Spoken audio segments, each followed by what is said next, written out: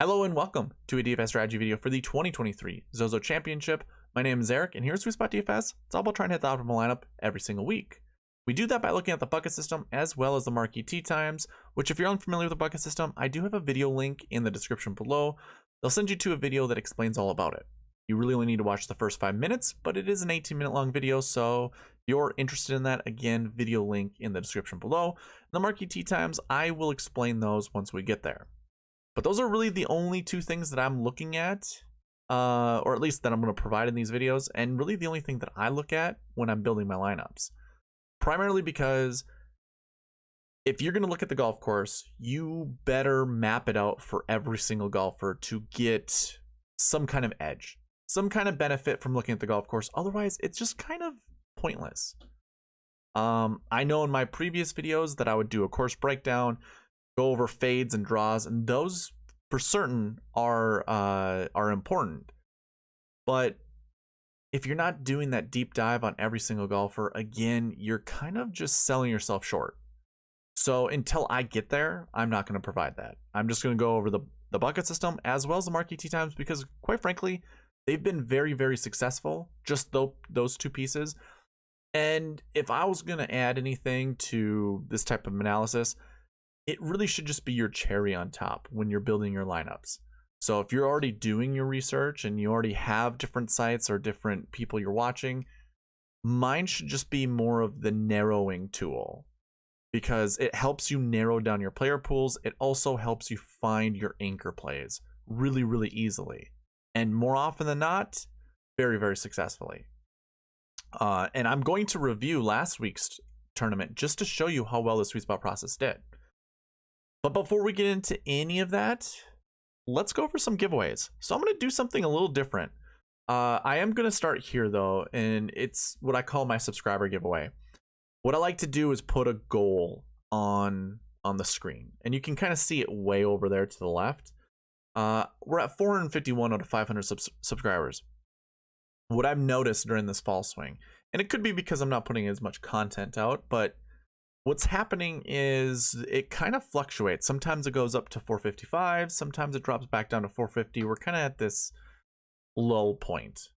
So I don't think we're gonna hit, 50 new subscribers. Not until I get a push, somehow get this channel, taking off somehow. So what I'm gonna do instead is I'm going to give away $5 every single week to a random person who participates on the channel. And I'm going to start that this week. So anybody that participates on this channel, I'm going to throw your name into a giveaway. And it's going to be for $5. And I think that's what I'm going to do every single week.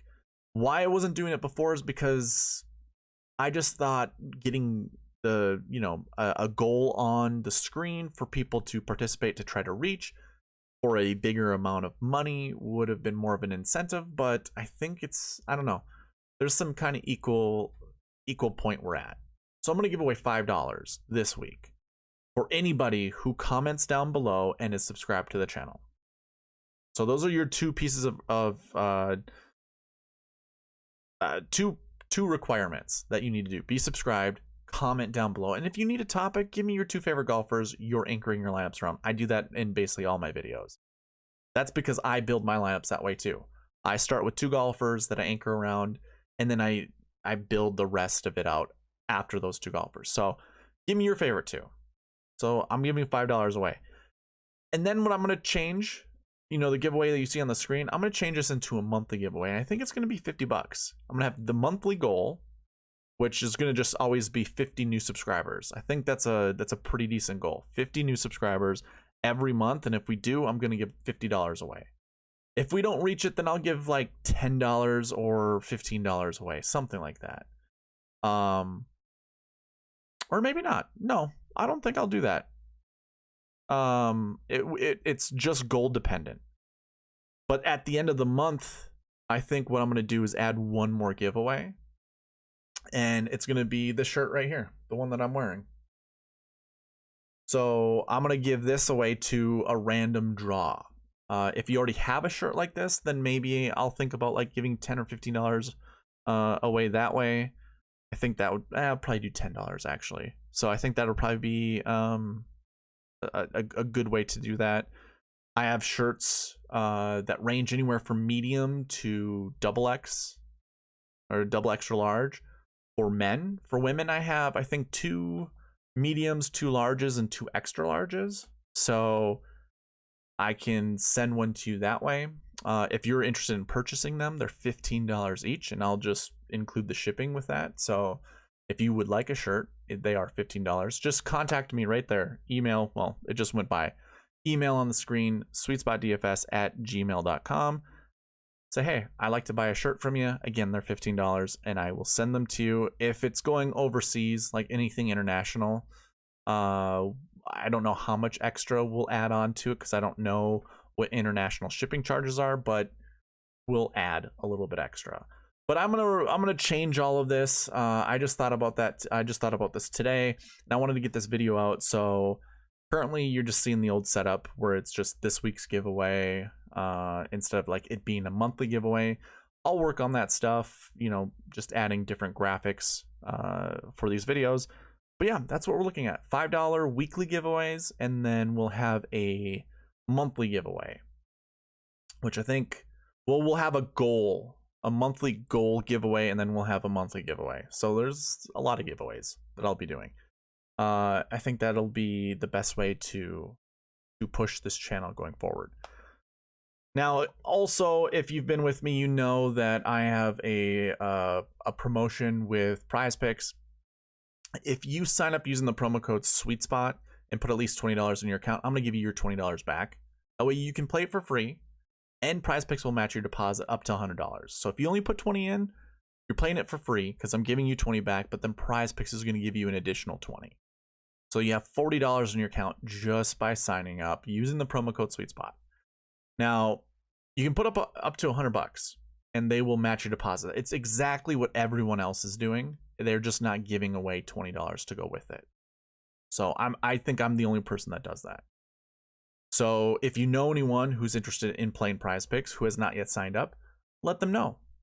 And in fact, if you want, you can send me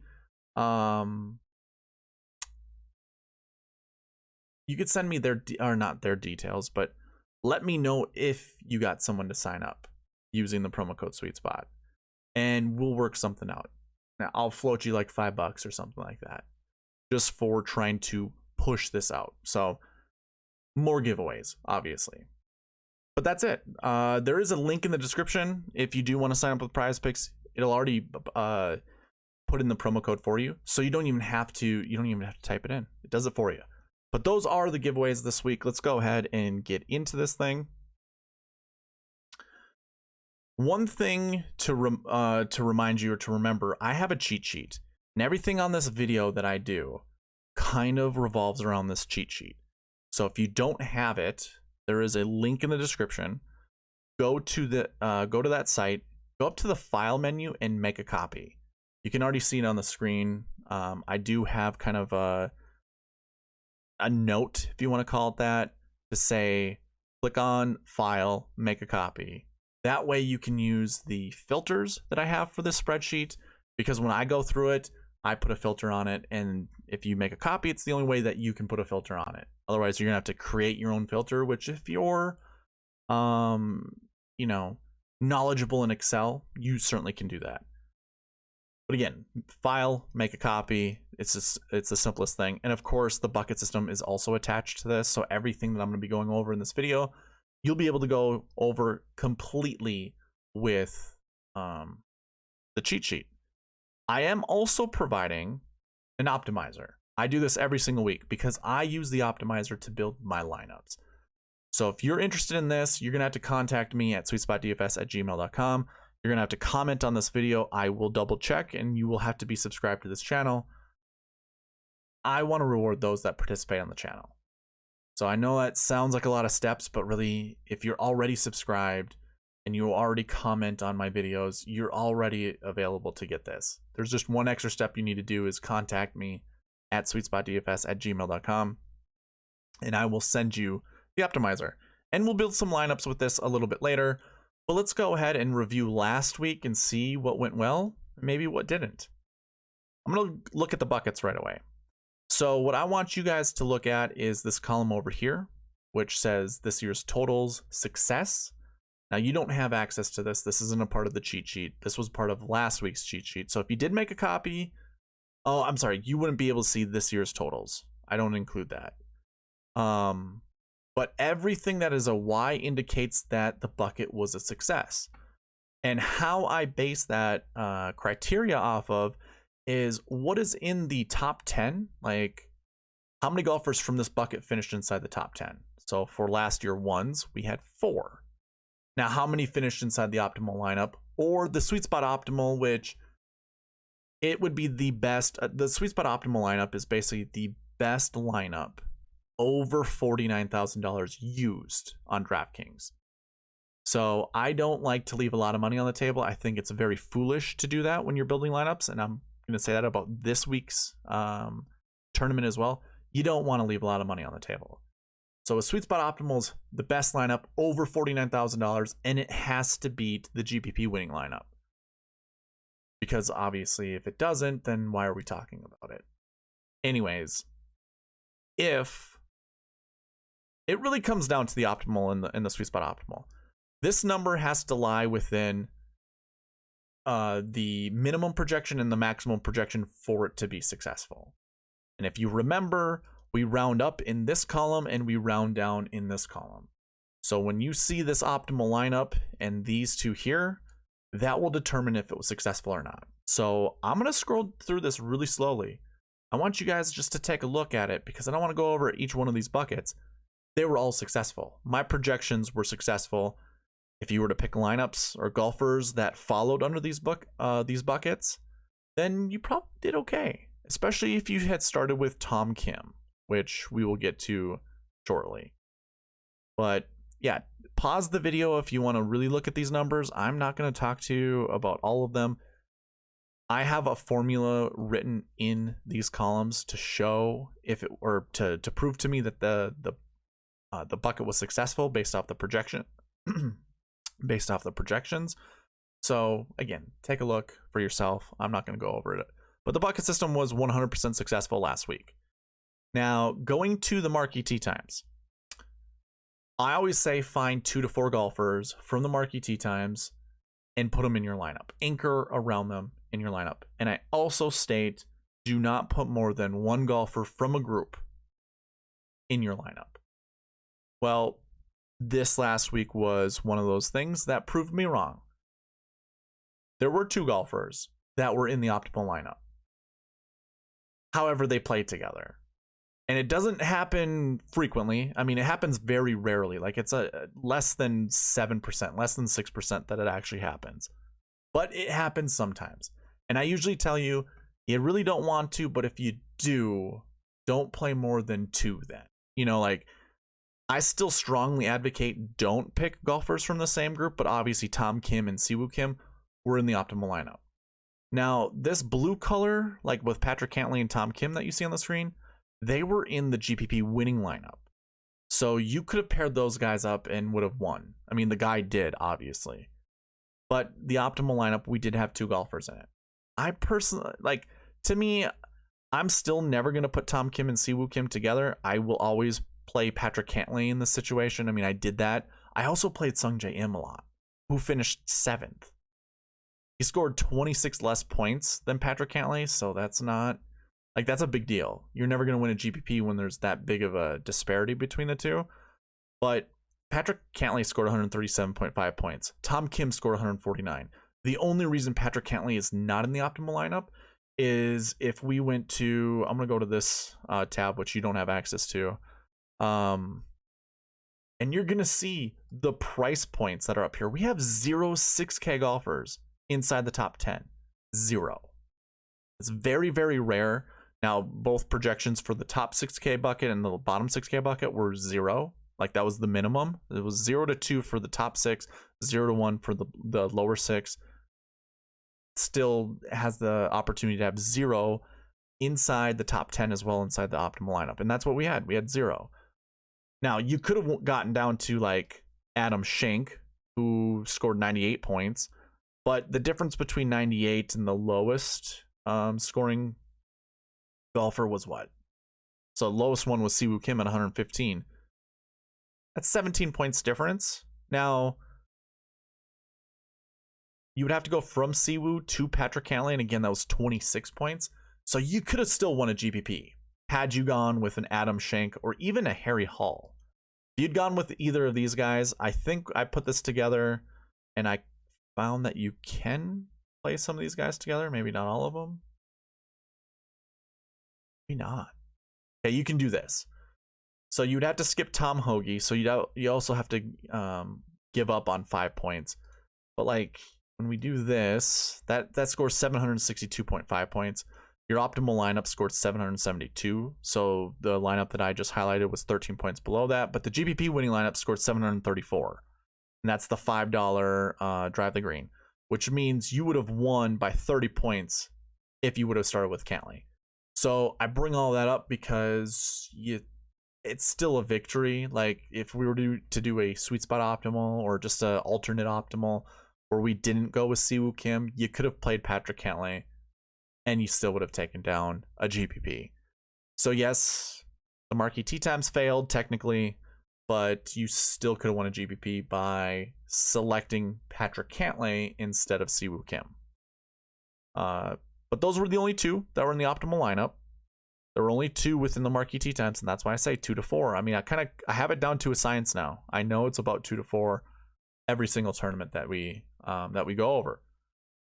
So with that being said, let's go ahead and go into the ZOZO Championship, which again I have this all down in the cheat sheet. So go check out the cheat sheet. Everything that I'll be talking about, you can use there. There are only 78 golfers in this field. The strength of field is 300, which again you get this in the cheat sheet. Everything that I have here, I mean, you have grass stats, you have strokes gain stats and scoring stats, all this stuff. Like there's a ton of stuff in this cheat sheet. Go check it out. But anyways, let's go to the buckets. I don't know if I really want to spend this entire video just going bucket by bucket. You can see our max and min projections. And then I also kind of have like a conservative projection over here. So I'm just going to fire through these. If you're using the cheat sheet, I have all the buckets in column D through H. So you can follow along with me while I say this, and you can kind of like highlight some of these guys if you like them that fall under these buckets. Last year 1, you want somewhere between 1 to 4. Last year 2, you want somewhere between 0 to 2. Last year 3, 0 to 1, but you could probably get away with 2 because my conservative number over here is 1 flat, which is very close to, you could go up 1. So yeah, you have 0 to 2.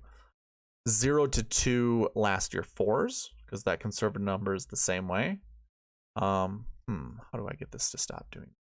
Let's hide this column. Let's go through this again. We're down here. There were no last year 5s, so we don't even have to care about last year 5s. Last year 6s. We want somewhere between 2 to 5. I'm gonna err on this side here. Now, if this conservative number was less than 3, because obviously when we round up for this, it goes to 4. I'm okay with that. And if it's 4, I want there to be a 2-point gap between minimum and maximum. So the minimum stays at a 2. So 2 to 5, last year 6s. Those are golfers who did not play last year. Does not mean they don't have tournament history or course history. We'll go over that here shortly, but it's really up to you. Last week 1s. So these are golfers who actually golfed at the Shriners. The ZOZO this year is actually following the Shriners, where last year it followed the CJ Cup. So it's a little bit of a different tournament, but the CJ Cup was in Vegas last year. So it follows the same criteria, really. The same type, or the golfers who did golf in last week's tournament would have been coming from Vegas like they were last year. Although the CJ Cup had a limited field just like the ZOZO. So not as many golfers, or not the, there just wasn't exactly, it's not a same one for one, but it's a close one. We don't have to really get deep into it. I do have bucket totals this year versus on average, so you can kind of see the difference. Let's see if I can get rid of some of these. So like, we have the same amount of last week ones. On average, we see about 15. We have 15 this week. So I have a projection somewhere between 2 to 4, but you could really make that, like, if we round it up to this conservative number 3, this could be 1 to 4. And I think I actually have that in, I do. I have that right here in the optimizer, which I already have all the buckets and how I feel like the projections loaded into the min and max. So last week ones, I have 1 to 4. So I think 1 to 4 is a good number. 0 to 2 last week twos. You can kind of see that usually we have 13 golfers in this bucket for this tournament. Now we have 9 this year. 0 to 2 last week. 0 to 1 last week threes. That's your 40 to 60. We only have 3 golfers in that bucket, where we usually see about 10. Last week fours, 0 to 1. Again, we only have 3 in that bucket, where we usually see 6 or 7. Last week fives, we want 0 to 1. We actually have 12 golfers in that bucket this year, where we really only see like 1 or 2.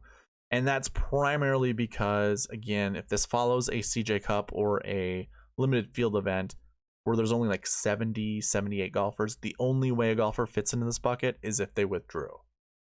So this one could be a little off. Maybe we want this to be 0 to 2.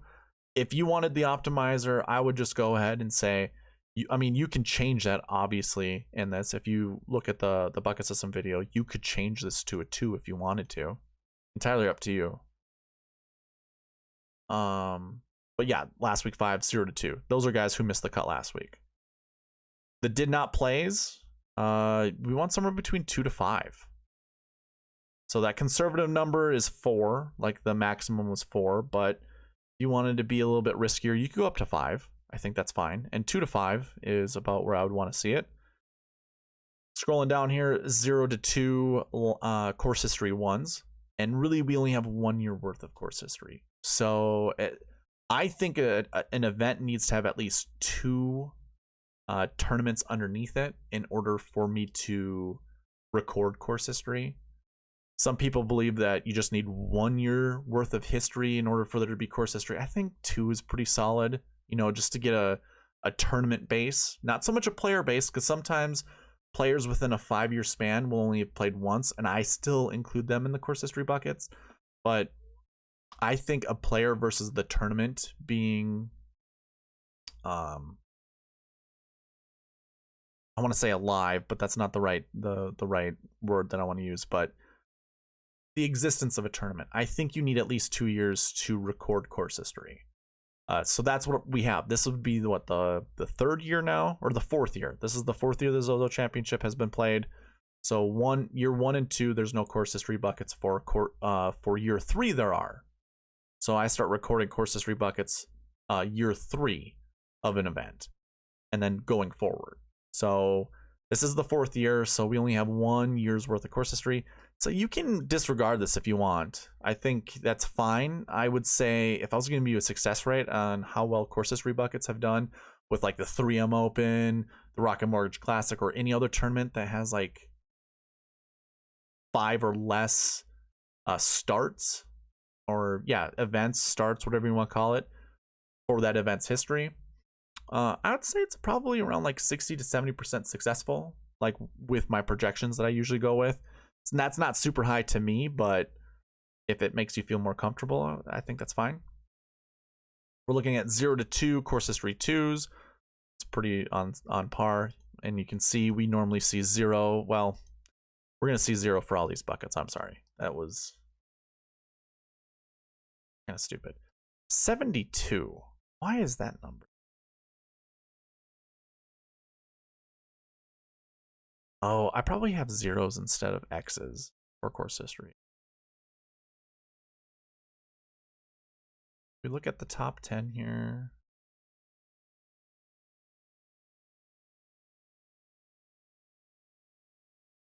Oh, well, that's not true.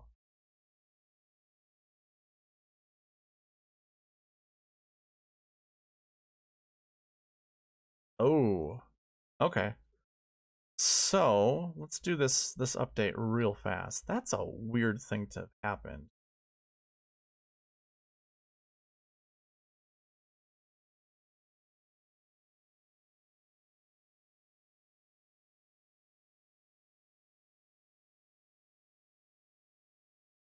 So it somehow messed up the page that it's actually calling from. This is kind of the easy way to do it. Okay, there we go. There, now it's been updated properly. Now we can see the averages versus how many there typically are. But that, again, is just 1 year's worth of data, so it's negligible.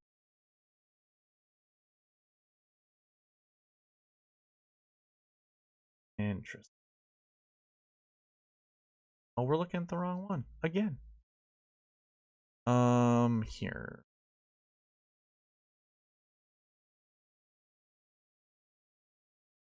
This will update it now. Perfect. That's a better number. Those are better numbers. So now the averages are very close to each other. All right. All right. Sorry about that. So your course history buckets, just follow suit. I'm going to skip past the course history buckets. We spent too long on them, but you can see the maximum projections versus the minimum projections. Remember to round down in your minimums, round up in your maximums. Let's move on. Going to recent form buckets.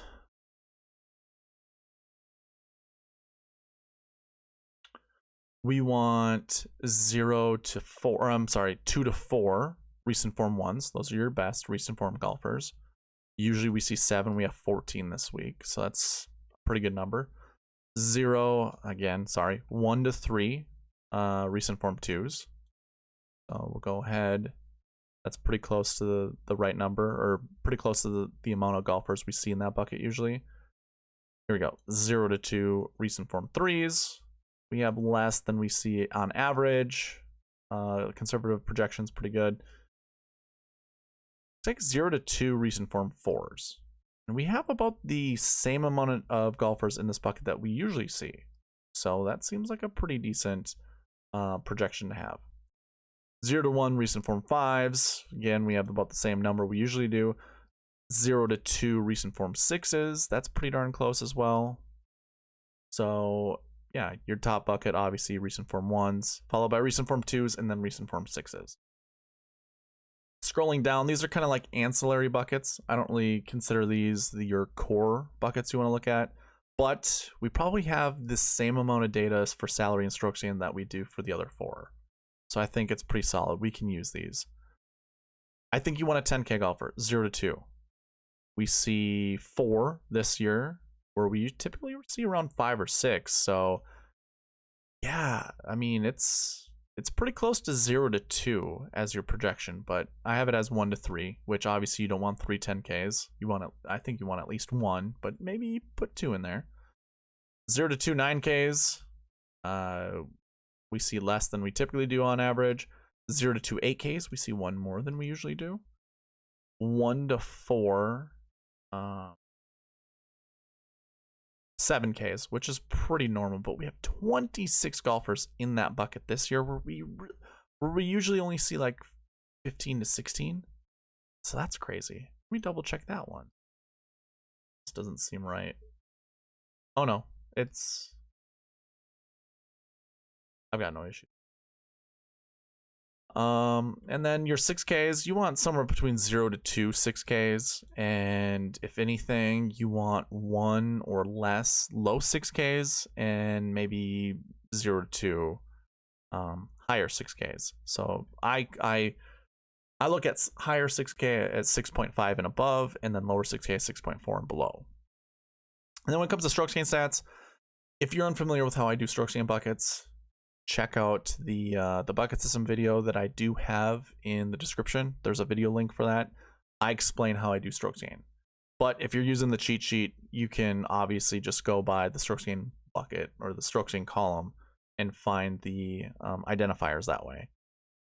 1 to 3, strokes gain 1. So your best golfers in the field. We have 12 of those golfers in that bucket this year, where we typically see somewhere between 5 to 6. So that's going to be a higher projection than usual. 0 to 2, strokes gain 2. We have 13 in that bucket this week, where we typically see around 13. So that's pretty solid. 0 to 2. Strokes gain 3, we want somewhere between 1 to 4. Same, we see 3 more than usual. 0 to 2, strokes gain 4s, where we see 4 more in that bucket than usual. 0 to 1, strokes gain 5, and strokes gain 6 buckets. We see less strokes gain 6 golfers, and we see 1 more strokes gain 5 than usual. But those are usually your worst golfers, so I wouldn't even really try to pick from those buckets. I mean, there's 18 total, 9 in each of them, and 1 at most that you want from each of those buckets. So those are your projections. So again, as I went through this, I'm basically telling you how many golfers you want from each of those buckets. I suggest you go to the cheat sheet and look at these columns and try to figure out which ones you like the most. And then maybe you star them, maybe you just lock them in your lineups, and then you build around them. Again, the optimizer does this for you. So if you want the optimizer, I'll send it to you. Again, you gotta be subscribed, comment down below, and send me an email at sweetspotdfs@gmail.com, and I'll send it to you that way. All right, so next piece is the marquee tee times. Again, we went over this in the review of the Shriners. You want to select somewhere between 2 to 4 golfers that are in the marquee tee times. These are your best groups in this tournament. And I really only go over the top 7 groups, but I do have 9 groups that I include in the optimizer. So you can see the group number in this column here next to the golfer. I use around 9. Now the group 8 and group 9, those are your honorable mentions. I think they're worth having in there, but it's kind of I don't know. I think maybe if I were to do this, I'd create another like column that would just be looking at group 8 and group 9 golfers versus group 1 through 7, or maybe I just get rid of group 8 and 9 and just add some kind of other conditional in there. But I do have this already built into the optimizer, so it will select somewhere between 2 to 4 golfers from there. And you could, if you wanted to, limit this. So if you, instead of 4, you just wanted to put 3 in there, and say you went up here and you locked in some of the golfers, like say you liked Hideki Matsuyama and Tom Kim, who is in group 1 and 2. Now it can only pick group 3, 4, 5, 6, 7, or 8, or 8 or 9. So you'd only get 1 golfer that way, but you could open it up if you wanted to. And of course you can change the metrics around in this optimizer to build it however you'd like to build it. But anyways, again, what I say, find 2 to 4 golfers. Don't pick a golfer from the same group. I know we saw that during the Shriners, but you could have won a GPP by not doing that. So that's always a helpful tool. But yeah, pick 2 to 4. And quite frankly, for me, it is Tom Kim and it is Hideki Matsuyama. Those are my 2 favorite golfers that I want to anchor my lineups around. But if you wanted to get, a little different, if you didn't want to be chalky, I know that's a point of contention for amongst a lot of people, you could go with like a Tom Kim and then KH Lee and then exclude everybody else. So again, if you wanted the optimizer could help you build those lineups. I will say this, when we go through and you look at the rest of the golfers, I think you have Scott Stallings might be the most expensive golfer. Keegan Bradley is $8,900. Basically 9,000. Corey Connors. Okay, I lied. There are more expensive golfers down here. But the thing what I'm trying to get at is, if you use the optimizer and you're like, nope, I'm staying away from any of the top, salary guys, and I'm gonna play someone like a KH Lee and then a Sebastian Munoz. Well, part of my optimizer has these salary constrictions in here. that I like to add. I'm not a firm believer of leaving a lot of money on the table. I like 49,000 and above. So maybe that's how I should build my lineups, is 49,000 and above. When you do that and say you exclude some of these top guys from the marquee tee times, so if you exclude any of the 10Ks or even the 9K golfers from your lineups, it's going to be really hard to build lineups. You're going to have the same lineups over and over and over again because you're adding too many restrictions to the optimizer. So quite frankly, I think it's smart to find one of these 10K golfers and just build your lineups around there. I mean, it's a home field event for Hideki. You can almost call it a home field event for Xander because his grandparents are from here. He won his gold medal in Japan. He's not afraid of Japan, or I shouldn't say afraid, but he's not, it's not foreign to him. Sung J.M., Tom Kim, they're both from South Korea, pretty close to Japan. Not saying it's a home field event for them, but them playing together, I said this during last week's video, Tom Kim with Siwoo Kim. I knew that they were going to feed off each other. I knew they were going to play really well.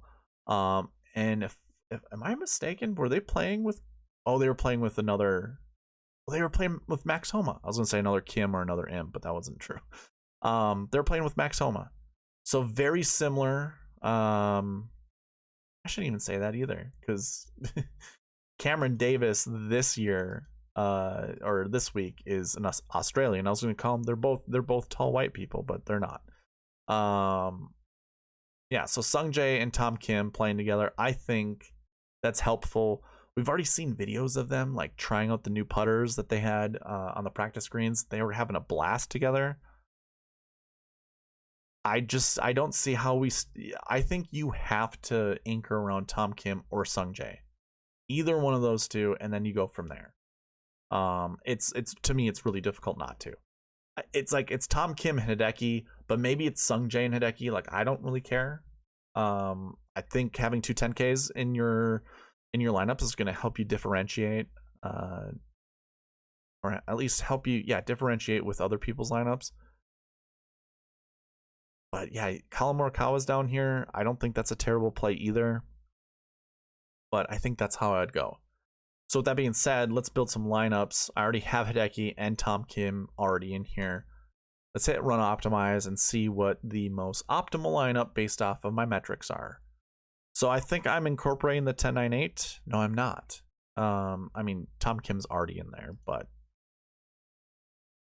I didn't mean to put a 9K. I kind of like this lineup.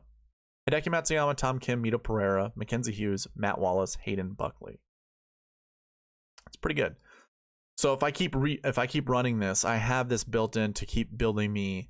It's a really good lineup too. Keep building me unique lineups. So now we replace Buckley with Lee Hodges. It's a pretty good lineup.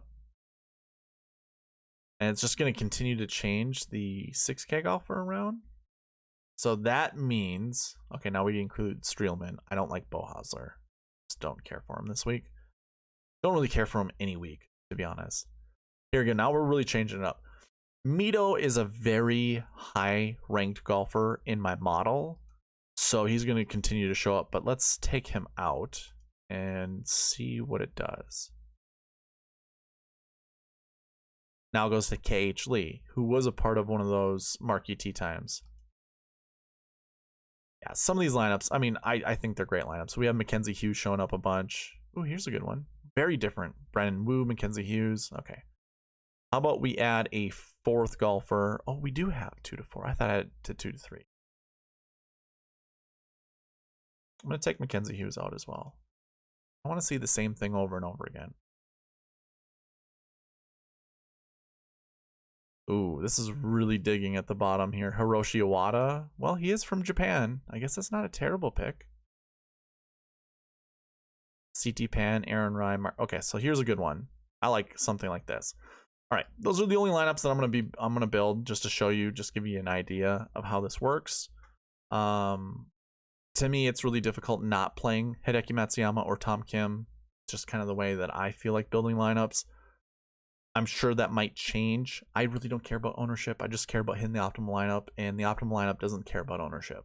Just throwing that out there right now. I've said that before. It's the truth. The optimal lineup does not care about ownership.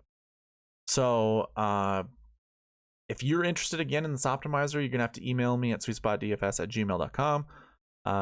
Be subscribed to the channel, comment down below, give me your 2 favorite golfers, and I will send you the optimizer. Now, with that too, I had said in the giveaway portion of this, I'm gonna start doing weekly giveaways. So I'm gonna give away $5 to anyone who participates on the channel. If you want an entry into that giveaway, as well as the monthly giveaway, which I'm not gonna do this week, I think, or this month, but I will give away $10.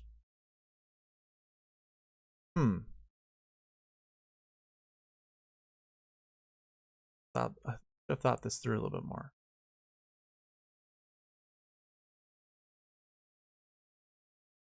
No, okay, so what I'm gonna do is I'm still gonna do the monthly giveaway.